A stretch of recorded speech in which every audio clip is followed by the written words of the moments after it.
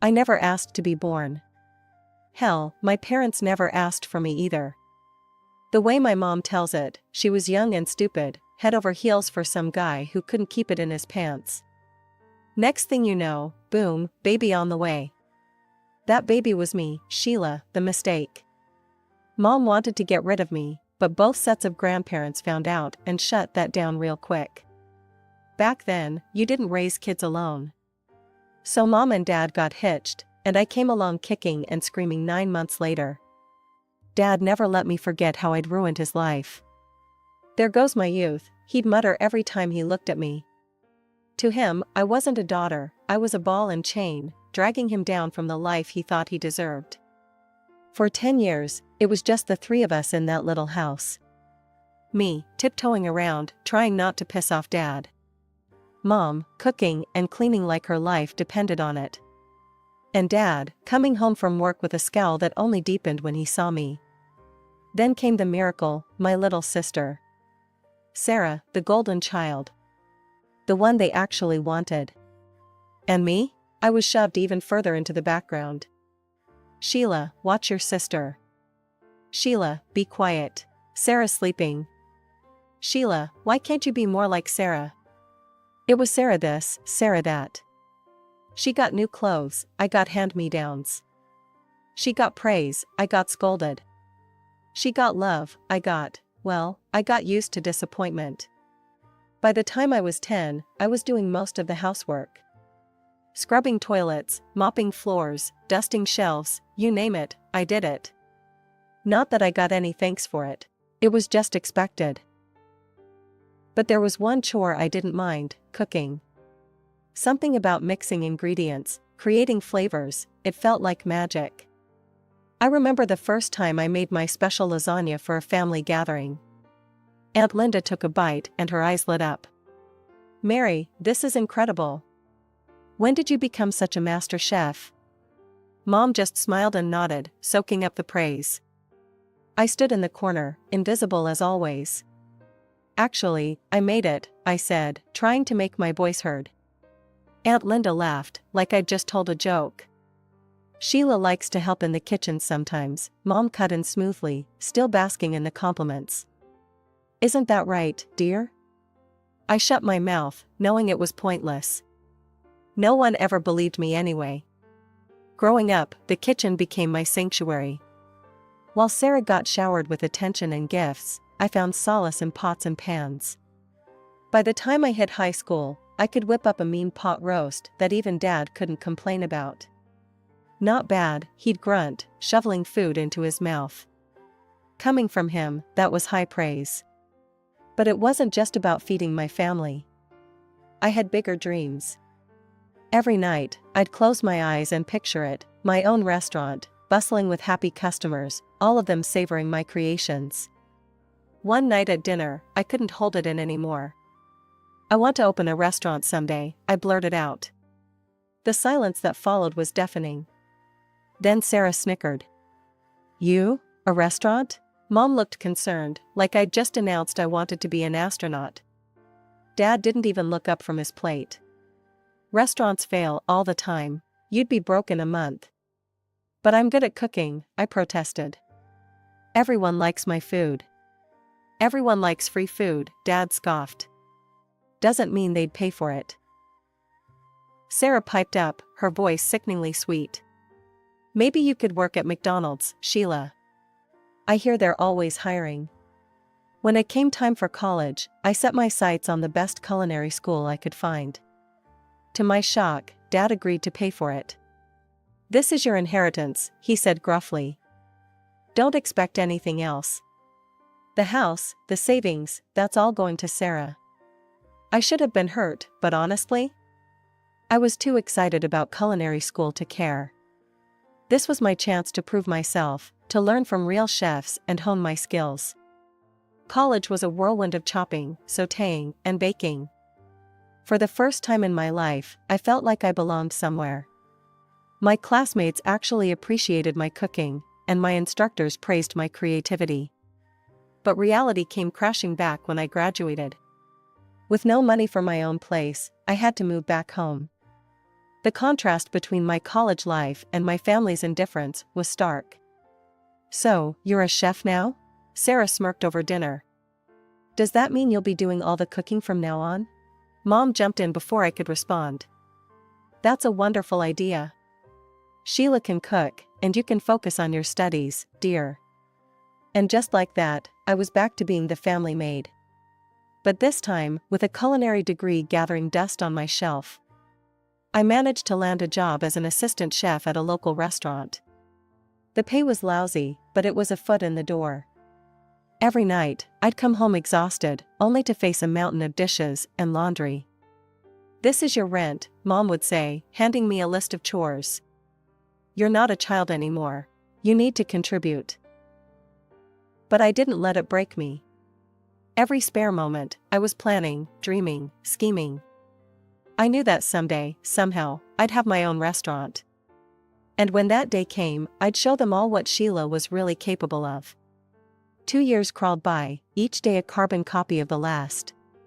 I cooked, I cleaned, I worked my ass off at the restaurant, and I watched as Sarah continued to be showered with everything I'd ever wanted. The day Sarah started high school, Dad came home with a shit-eating grin on his face. "Sarah, honey," he called out. "Come see what I got you." We all trooped outside. There, sitting in our driveway like some kind of shiny insult, was a brand new car. A fucking car. "But, I can't even drive yet," Sarah said, her eyes wide. Dad laughed, tossing her the keys. "You will soon enough. My girl deserves the best, right from the start." I bit my tongue so hard I tasted blood. When I turned 16, I got a second-hand bike. And even that was only because I needed it to get to my part-time job. It didn't stop there. Every week, there was something new for precious Sarah. The latest iPhone, a MacBook Pro, designer clothes. They even renovated her bedroom, turning it into something that looked like it belonged in a luxury hotel. Meanwhile, I was still in my old room. The same faded wallpaper, the same creaky bed I'd had since I was 10. But hey, at least the spiders kept me company, right? I started thinking about moving out. Maybe I could find a roommate, split the rent on some tiny apartment. Anything would be better than this constant reminder of how little I mattered. But then came Christmas. I'd been saving up, determined to get everyone nice gifts for once. Show them I wasn't the failure they thought I was. I ended up buying lottery tickets for everyone, not the cheap scratch-offs, but tickets for the big jackpot. Christmas morning came, and I handed out the envelopes, trying not to look too eager. Mom opened hers first. Her face fell. "Oh, lottery tickets." Dad snorted. "What is this, a gas station gift?" Sarah didn't even bother opening hers. She just rolled her eyes. "Gee, thanks Sheila, real thoughtful." "Well," Mom said, her voice sickly sweet, "I guess since Sheila didn't really get us anything, she won't be expecting any gifts either. That seems fair, doesn't it?" I felt a lump forming in my throat.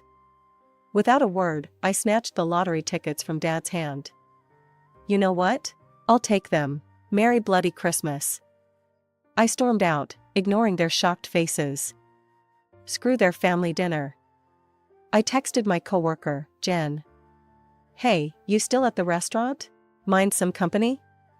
An hour later, I was sitting at the bar of the closed restaurant, nursing a glass of cheap champagne with Jen.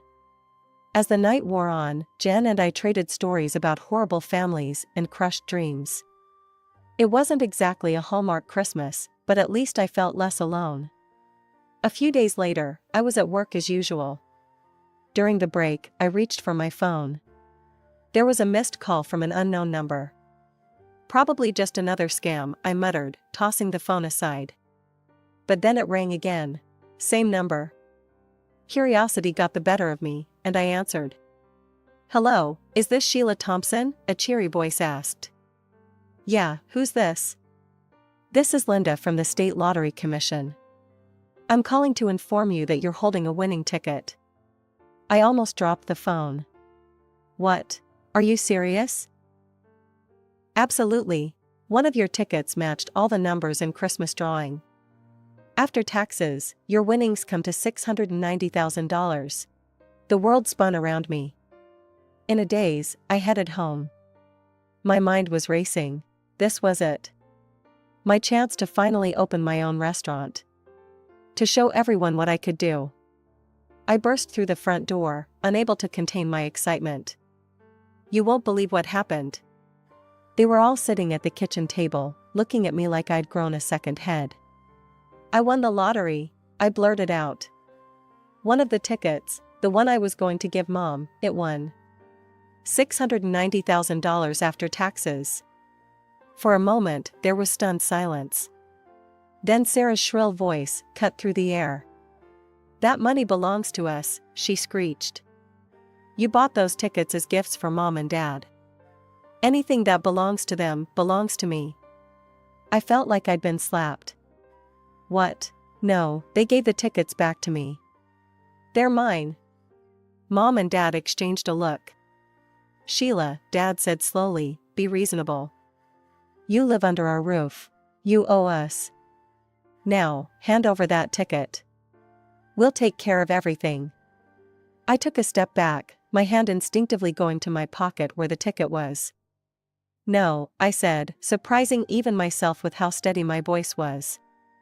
This is my ticket, my win. I'm going to use it to open my own restaurant. Dad's face turned an alarming shade of red. Now you listen here, young lady. No, you listen. I shouted, years of pent-up frustration pouring out. I've spent my whole life being treated like a second-class citizen in this family. Well, not anymore. This is my chance, and I'm taking it. If that's how you feel, Mom said, her voice ice-cold, then you can get out of this house. Now. I stared at them, these people who were supposed to love me unconditionally. In that moment, I saw them clearly for the first time. Fine, I said, my voice barely above a whisper. I'm gone. I stormed up to my room, threw some clothes and essentials into a bag, and walked out. They watched me go, probably thinking I'd come crawling back in a day or two. They couldn't have been more wrong. My first stop was the lottery office, to claim my winnings. Then, I headed straight to a real estate agent. I need an apartment, I told the surprised agent. Something available immediately. By that evening, I was sitting in my very own place. It wasn't much, a small one-bedroom in a decent part of town, but it was mine. All mine. As I sat on the floor, I hadn't had time to buy furniture yet, eating takeout and scrolling through restaurant equipment catalogs on my phone, I felt something I hadn't felt in years, hope. First things first, I needed a solid business plan. I spent weeks hunched over my laptop, researching, crunching numbers, and planning every detail. After what felt like a million revisions, I finally had a plan I was proud of. Next step, location. I scoured the city, looking for the perfect spot. Finally, I found it, a small, run-down space that had been empty for years. The landlord practically laughed when I said I wanted to turn it into a restaurant. Good luck with that, sweetheart, he chuckled, handing me the keys. I spent the next 3 months turning that dump into my dream. I hired contractors, picked out every fixture, and personally scrubbed every inch of the place. It was backbreaking work, but every blister and bruise felt like a badge of honor. Finally, opening day arrived. I stood in the kitchen, my kitchen, surrounded by the staff I'd handpicked and trained myself. The first order came in, and I felt a rush of adrenaline. Let's do this, I said, tying on my apron. The first few months were a whirlwind. I worked 18-hour days, cooking, managing, and doing whatever needed to be done. Slowly but surely, word started to spread. People loved my food, not just the taste, but the love and creativity I poured into every dish.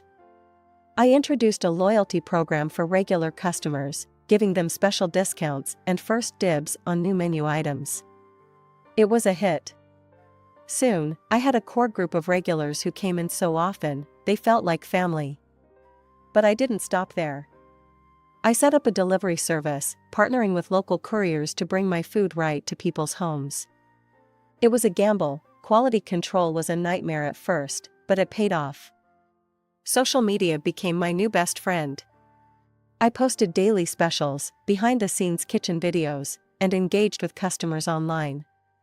My follower count grew, and with it, my customer base. 2 years in, I was turning a profit. It wasn't huge, but it was something. I started looking for a second location. Opening the second restaurant was easier in some ways. I knew what I was doing now, but harder in others. Suddenly, I couldn't be everywhere at once. I had to learn to delegate, to trust my staff, to maintain my standards when I wasn't there. But we made it work. And 3 years after that, I opened my third location. Before I knew it, I was the owner of a successful restaurant chain. Me, Sheila Thompson, the girl who was never supposed to amount to anything. I won't lie, it wasn't easy. There were nights I cried myself to sleep, wondering if I was in over my head. Days when I wanted to throw in the towel and admit defeat. But every time I walked into one of my restaurants, saw the happy customers, smelled the delicious food, I knew it was all worth it. It was just another Tuesday. I was in my office, going over the books for my newest restaurant, when my phone rang. I glanced at the screen and froze. It was a number I hadn't seen in years, home. For a moment, I considered letting it go to voicemail. But curiosity got the better of me. "Hello?" I answered, my voice cautious. "Sheila?" It was Mom. "Look, I know we've had our differences, but we need your help. It's about Sarah." Of course it was always about Sarah. "What about her?" I asked, trying to keep my voice neutral. Dad's voice came on the line. "She's in trouble, Sheila, she lost her job. They're accusing her of theft, and now no one will hire her. We were hoping you might have a position for her at one of your restaurants." I almost laughed. After everything they'd put me through, they had the nerve to ask for a favor? But then I thought about Sarah. Despite everything, she was still my sister. "Let me talk to her," I said. Sarah came on the line, her voice small and scared. "Sheila? I'm sorry for everything. I really need help." I closed my eyes, took a deep breath. "Okay," I said finally.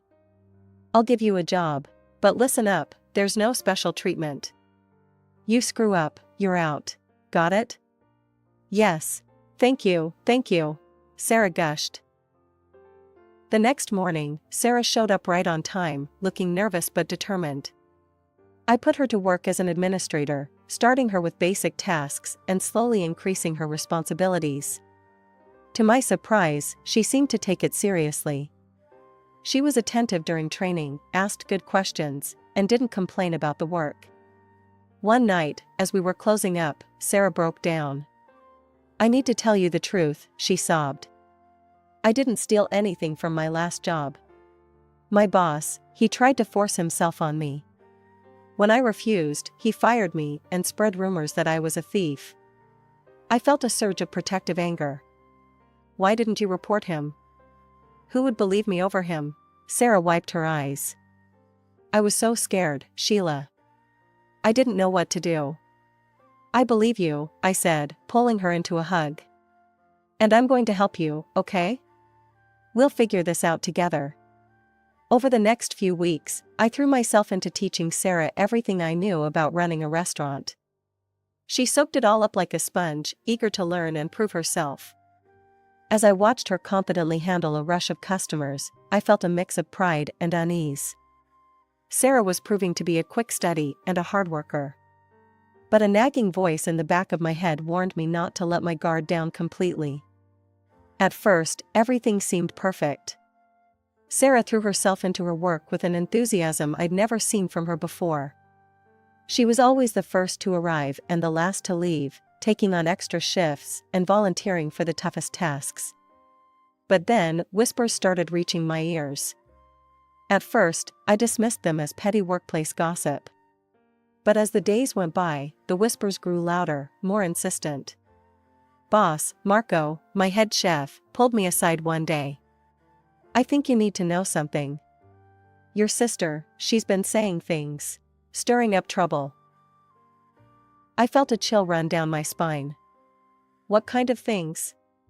Marco looked uncomfortable. She's been telling people that we're underpaid, that you're hoarding all the profits for yourself. She's even suggested we should go on strike. I couldn't believe what I was hearing. That's ridiculous. You all know how tight our margins are. I've always been transparent about the finances. We know, boss, Marco assured me. None of us are buying it. But, there's more.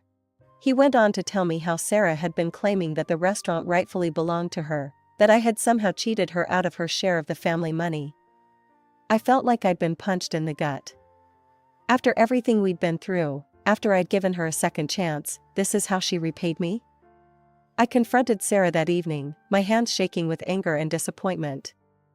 What the hell do you think you're doing? I demanded. Sarah's face was a mask of innocence. What are you talking about, sis? I laid out everything I'd heard. To my shock, Sarah just shrugged. Oh, that, she said casually. I was just testing the staff's loyalty. You know, making sure they wouldn't turn on you. Looks like they passed with flying colors. I wanted to believe her. God, how I wanted to believe her. But something in her eyes, a glint of something cold and calculating, made me hesitate. Before I could press her further, we were interrupted by a frantic knock on my office door. It was Jenna, my assistant manager, looking pale and scared. Sheila, we've got a problem, she said. There's a big shortage in the cash register. Over $5,000 missing. We spent the next few hours going over the books, checking and rechecking the numbers. There was no mistake. A significant amount of cash had vanished. Only 3 people had access to that register, Jenna, Marco, and Sarah. I'd known Jenna and Marco for years. They'd been with me from the start, through all the ups and downs. I trusted them with my life. As if reading my thoughts, Sarah sidled up to me. You know, she said in a low voice, I've noticed Jenna staying late a lot lately. And she did just buy that fancy new car. As I watched her walk away, I knew I had a decision to make. I couldn't ignore this. Too much was at stake, my business, my reputation, the livelihoods of all my loyal employees. Late one night, after everyone had gone home, I installed hidden cameras around the cash registers. It felt wrong, like I was betraying my staff's trust. But I had no choice.